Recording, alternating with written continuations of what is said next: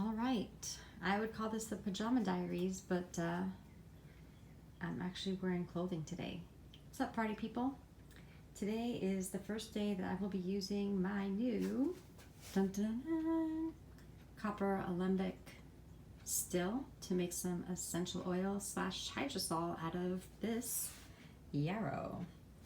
So this first step, I harvested it after the sun had dried the dew off of it, and that was about 10 o'clock here.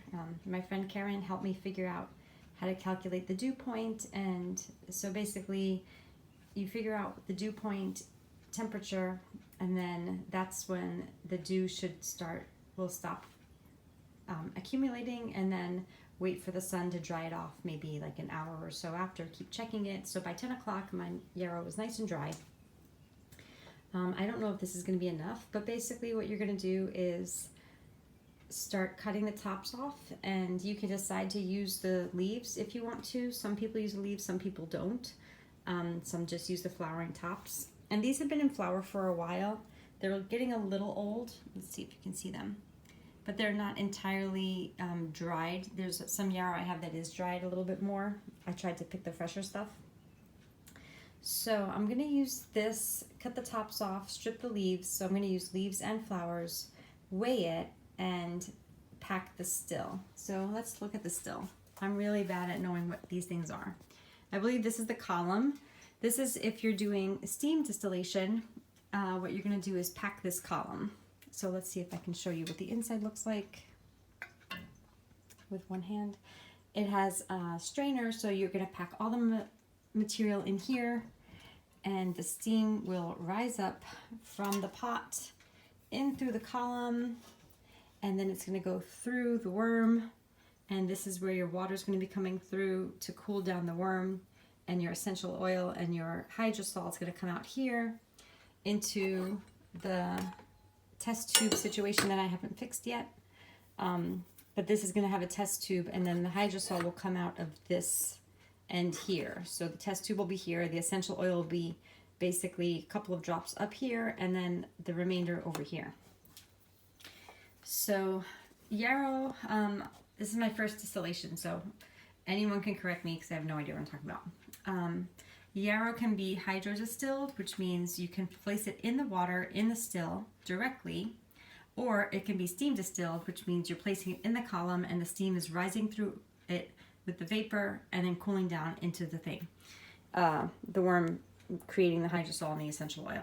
And so either way, I'm not sure if it creates separate compounds if you do it one way or the other, or if you know what the difference is, like why would you choose one way or another.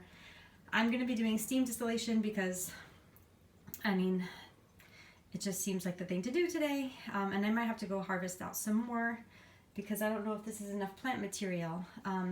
One of the things you have to watch out for is overloading the column so that when the steam is able to go directly through it. So you don't want to put so much plant material stuffed in here that it prohibits the steam from rising. So I think I'm going to use some of the stems to kind of make like platforms. I don't know. I'm going to pack some stems in here and some flowers, so kind of just keeping it from getting stopped up because you don't want it to explode. I guess that could happen, but anyway, I'm going to get started cutting the tops off. So I cut a few here. I'm just using my pruning shears that I used to cut them outside, and with one hand. Just cutting the tops off, not making a big deal out of it. And then after, I'm going to take the stem. This is a bad example, but after, I'm going to take the stem and strip it. So yeah, that's a really bad view. Anyway, just stripping the leaves off the stem. There we go. And just use the leaves. So again, some people change the ratio of leaves that they use to flowers. The whole thing is going to be measured, and we're going to use 3 times the amount of water for 1 time the weight of the yarrow. And then I don't have any good distilling books yet. I'm waiting for a new version to come out of the most sought after book, which should be out in the end of the year. So I'm just kind of messing around with not a lot of guidance right now. But I think you end up with roughly the same amount of hydrosol as you do with plant material. So let's say this is going to be, I don't know, 400 grams. Or let's say 453 grams, roughly a pound, of yarrow. And that's the amount of hydrosol I'm going to end up with is roughly 16 ounces. Oh my gosh. I'm like, what's a pound? Yeah, roughly 16 ounces.